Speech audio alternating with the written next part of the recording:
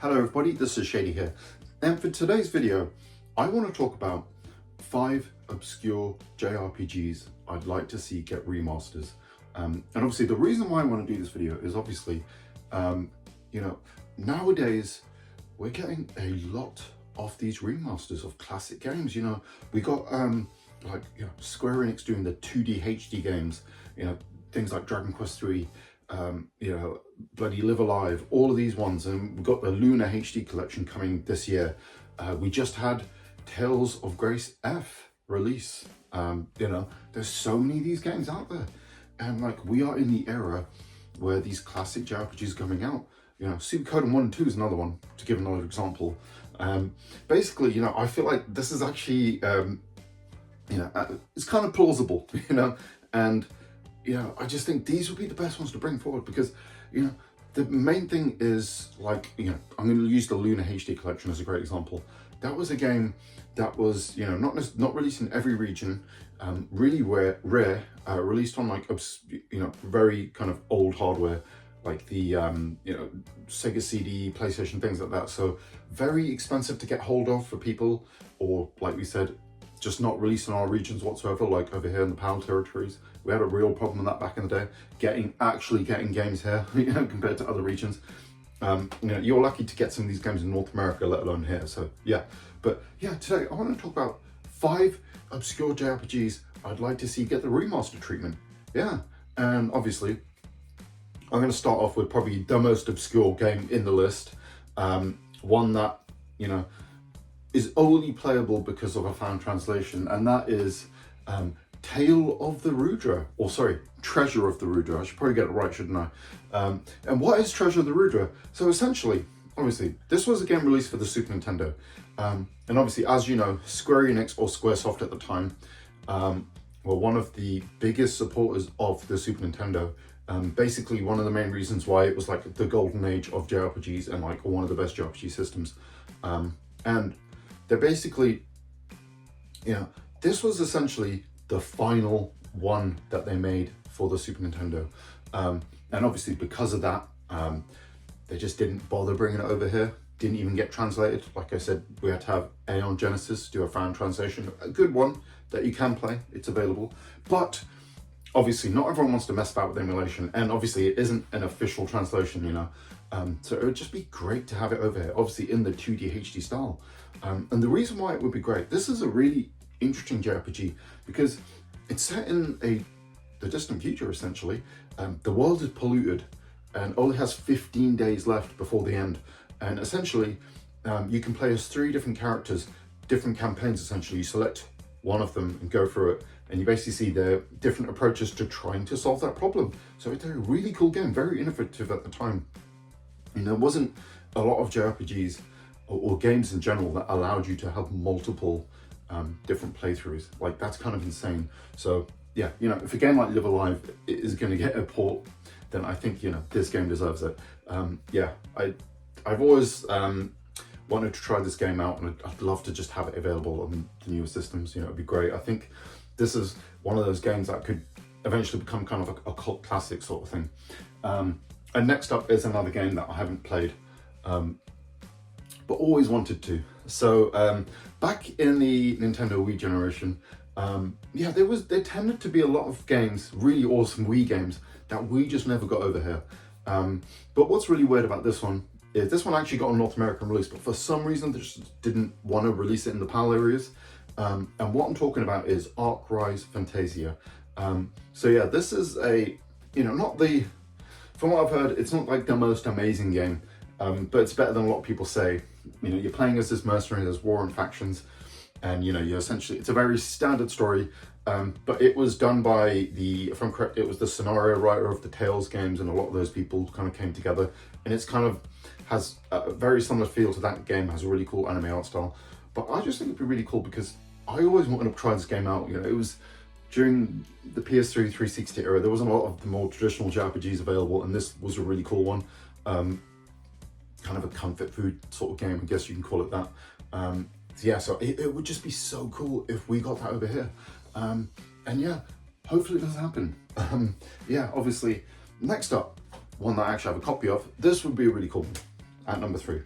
Kedelka. This one, if you guys don't know, is actually the first game in the Shadow Heart series, where you get to see Kedelka in the game, in Shadow Hearts, as an older lady, but this is obviously set well in the past. 1898 in Wales, which is really cool. Yeah, this copy my friend gave me as well, who's awesome for giving this to me.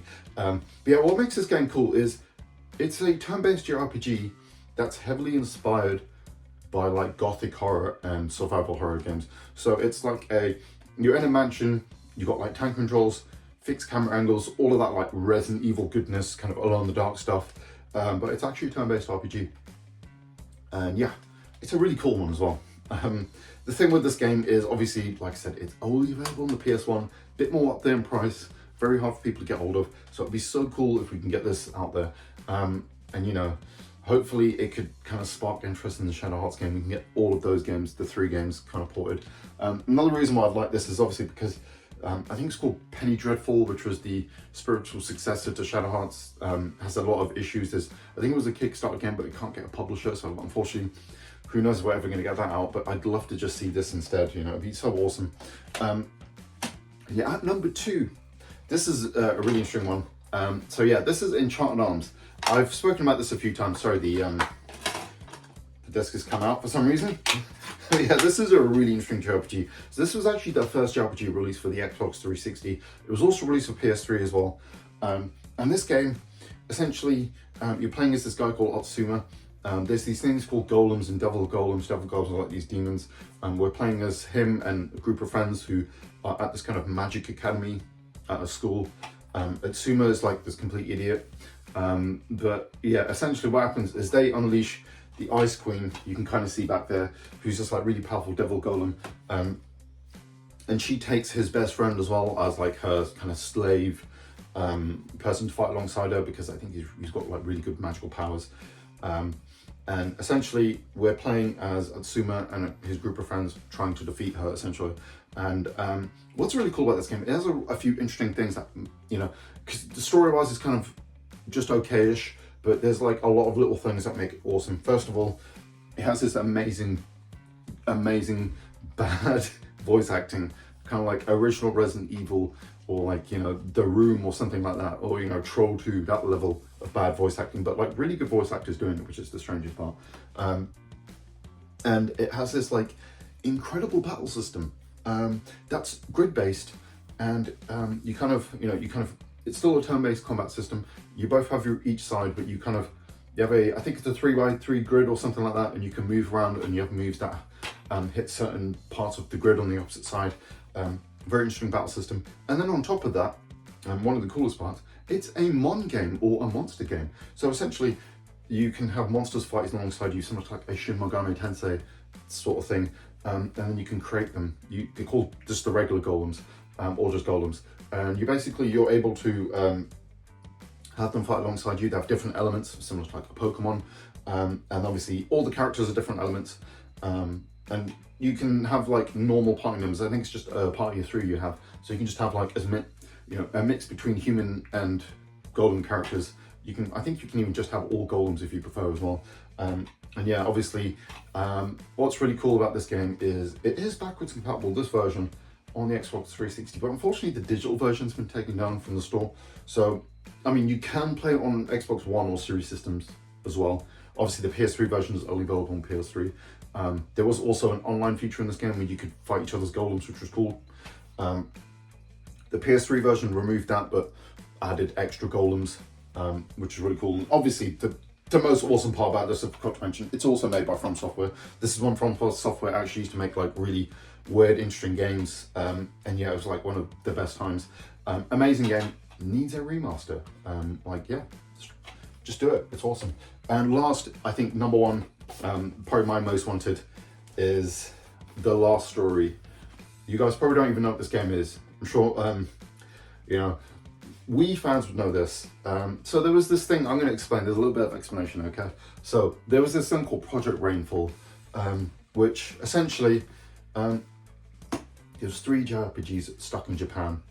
Xenoblade Chronicles, The Last Story, and Pandora's Tower. Pandora's Tower, I guess, isn't really a JRPG, it's more of an action game with like heavy story elements. But basically, obviously, we got them over here, but they were never going to release any of them in North America. But there was like this big fan kind of petition, everything, and then they all got ported over, which is awesome. I have this, and I have Pandora's Tower. I actually got these awesome deluxe editions. It's not the perfect condition. Yeah, this is an awesome game. So, with all that out of the way, this is actually made by Mistwalker, Hironobu Sakaguchi. Has a soundtrack by Nobuo Uematsu. Oh my god, as it says there. And yeah, this is obviously the last story, his version of a Final Fantasy game, as always. So obviously, Mistwalker Studio was formed with the help of Microsoft. So they did Blue Dragon and Lost Odyssey. And then after that, the next project he did was this with Nintendo. So obviously, this is an amazing JRPG, especially like I think after Fantasian has just come out, and now we know that Uematsu is working on his next game. I just think it would be the perfect time to finally port this game over, because what makes it really interesting is it's actually an action RPG. And I think it was like the first time he did that sort of battle system. It's got a really kind of cool, interesting battle system. There's even like elements of like third-person shooter bits involved in the game. You can still kind of stop things, and kind of like there's tactical elements to the game, which is really cool. There's like, for example, like the mage character, they can do a spell and then it can kind of leave a circle.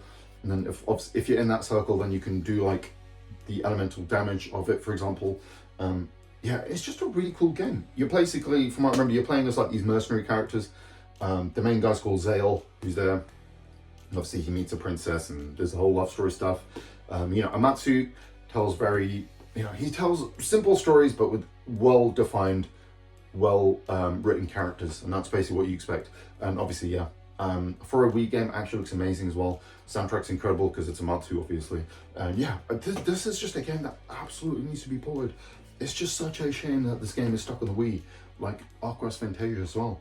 But like I said, with all these like amazing ports of JRPGs we're getting now, I'm hoping that one day we can get all these games ported. There's a lot more I'd even want as well, to be honest. On top of that, I just decided on 5 because I like to go to number 5.